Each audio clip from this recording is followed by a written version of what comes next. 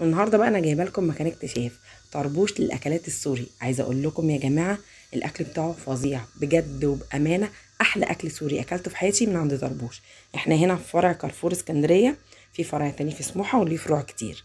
عايزه اقول لكم ان احنا كلنا طلبنا فتة شاورما. والفتة اصلا يا جماعه طعمها العيش بالرز بكل حاجه فيها روعه.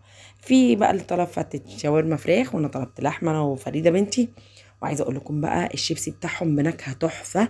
ولا التوميه يا جماعه اول مره اكل في حياتي توميه بجد بجد، ولقيت طعمها روعه كده. اكلت توميه كتير من سوريين بس ما كانتش بالحلاوه والجمال ده، ولا بقى المخللات ولا السلطات، حاجه كده فوق الروعه. والوجبه كلها على بعضها سعرها مش غالي، معاها الشيبسي اللي بالنكهه الجميل ومعاها السلطات والمخللات. وعايزه اقول لكم الاكل فوق الروعه بجد بجد، لازم تروحوا وتجربوا الجمال ده كله. الفته روعه يا جماعه، كلها على بعض كده حاجه حكايه. يا رب كده الفيديو يكون عجبكم. عايزه اقول لكم الشيبسي قعد تاني يوم بيقرمش وجميل.